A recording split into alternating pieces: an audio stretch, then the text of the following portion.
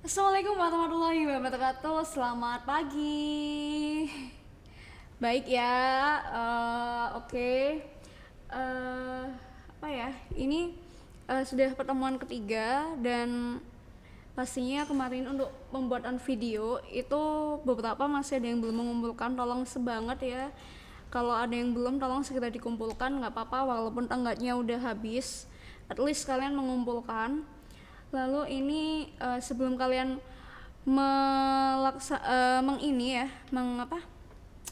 membuat laporan, ada baiknya kita memperhatikan struktur dan kebahasan teks laporan percobaan. Baik, tapi sebelum kita membahas lebih dalam, ada baiknya kita berdoa terlebih dahulu. Sebelum berdoa, sebelum melakukan pembelajaran, mari kita berdoa menurut agama dan kepercayaan kita masing-masing. Berdoa mulai. Doa selesai. Oke.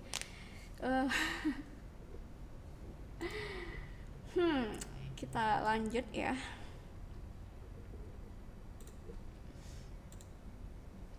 Oke, struktur dan kebahasan teks laporan percobaan. Ini lanjutan materi minggu lalu.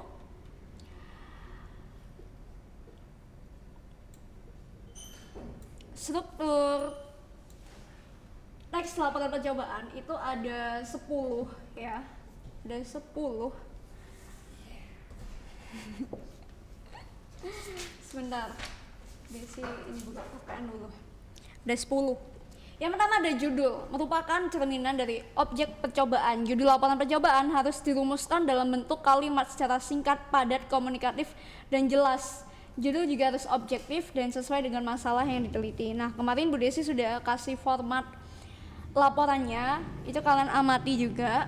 Yang titik-titik itu bukan di titik-titik lagi, tapi kalian ubah dengan judul kalian. Yang kedua, objek percobaan merupakan benda atau objek atau aspek yang akan diteliti. Penentuan objek harus dilakukan sebelum kegiatan percobaan dilakukan. Lalu pelaku percobaan ini merupakan pihak yang melakukan kegiatan percobaan, bisa perseorangan atau badan lembaga tertentu lah. Kalau ini pelakunya tulis nama kalian sendiri. Lalu ada tempat dan waktu percobaan. Bagian ini berisi tempat dan waktu pelaksanaan kegiatan percobaan. Nah, karena kalian di rumah, kalian tulis aja rumah siapa gitu ya. Oke. Lalu selanjutnya ini ada tujuan. Itu informasi yang ingin diketahui. Nah, ini tujuan kalian melakukan percobaan ini apa? Bertujuannya untuk mengetahui perkembangan tanaman kecambah dari kacang hijau seperti itu. Lalu bahan dan alat. Tapi ya nak, untuk objek, pelaku percobaan, tempat dan waktu percobaan, tujuan itu kalian jadikan sebagai identitas buku. Seperti kemarin kalian melakukan pembedahan buku atau apa tuh namanya? Apa sih? Analisis seperti itu ya. Ada ininya, ada teks analisis. Nah, itu kan ada data buku lah, itu kalian jadikan data buku untuk objek, pelaku, tempat, dan tujuan.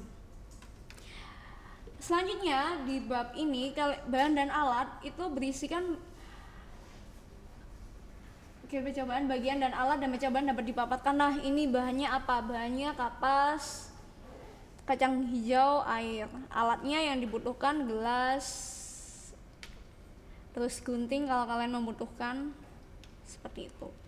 Lalu langkah-langkahnya, nah ini langkah-langkahnya ini juga wajib kalian foto satu persatu setiap tahap-tahapnya. Lalu hasil laporan percobaan ini juga hasilnya kalian kemarin yang sudah Bu Desi kasih formatnya, ada tabel, ada tempat terang dan gelap. Itu kalian bedakan mana yang perkembangannya signifikan. Seperti itu. Apakah disertai foto? Harusnya iya. Hari pertama, kedua, ketiga itu kalian foto. Lalu selanjutnya ada simpulan. Kesimpulan kalian setelah melakukan percobaan ini apa? Lebih gampangnya kalian menggunakan 5W1H seperti itu. Oke. Lalu daftar pustaka, apakah ini wajib? Wajib sih harusnya. Karena kalian kan tidak mungkin ya kalau melakukan percobaan dan memberikan kesimpulan atau memberikan hasil itu tidak melihat buku, ada baiknya kalian tulis saja. Ini kalau kalian kalau kalian lupa bagaimana cara penulisan daftar pustaka.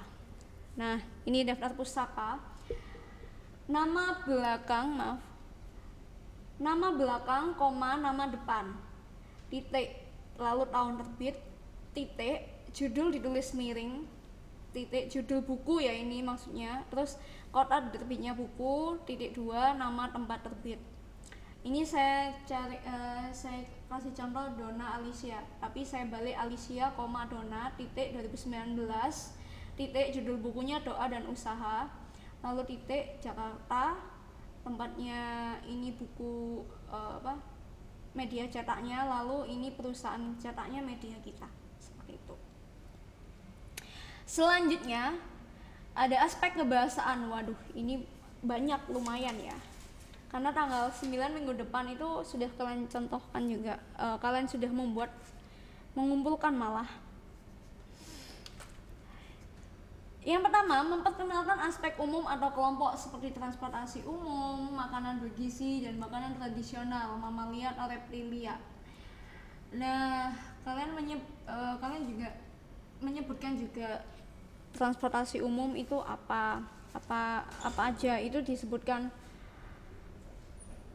ya kelompok-kelompoknya, tapi dalam bahasa baku. Lalu menggunakan kata tugas hubungan logis seperti ketika, maka, lalu, atau kemudian. Kata tugas digunakan untuk menjaga tulisan tetap padu dan atau koheren, tetap nyambung, supaya nyambung. Lalu menggunakan kalimat aktif, biasanya ditandai dengan awalan me. Contoh, Claudia membaca buku, ini ya. Contoh kalimat aktif, tahulah ya kalimat aktif. Lalu menggunakan kata kerja aktif untuk menggambarkan proses dan aksi. Kata kerja aktif dalam bahasa Indonesia biasanya menggunakan kata kerja bentuk dasar atau dengan menambahkan imbuhan ber atau me. Seperti itu. Lalu ini ada selanjutnya, ada tidak ada urutan waktu, yang ada urutan kegiatan. Jadi tidak usah bertele-tele. Jadi langsung saja. Step pertama kalian apa, step kedua apa, gitu. Lalu menggunakan kata benda dan frasa benda dibandingkan dengan kata ganti orang. Jadi tidak perlu menggunakan beliau, langsung saja tunjukkan benda-benda itu. Lalu biasanya disertai dengan foto, diagram atau tabel untuk memperkuat hasil pengamatan. Nah, kalau kalian ini menggunakan tabel untuk membandingkan mana yang terang dan mana yang gelap pertumbuhannya, pertumbuhan di tempat terang dan pertumbuhan di tempat gelap, seperti itu. Lalu tidak afdol kalau Bu Desi tidak memberikan tugas ya.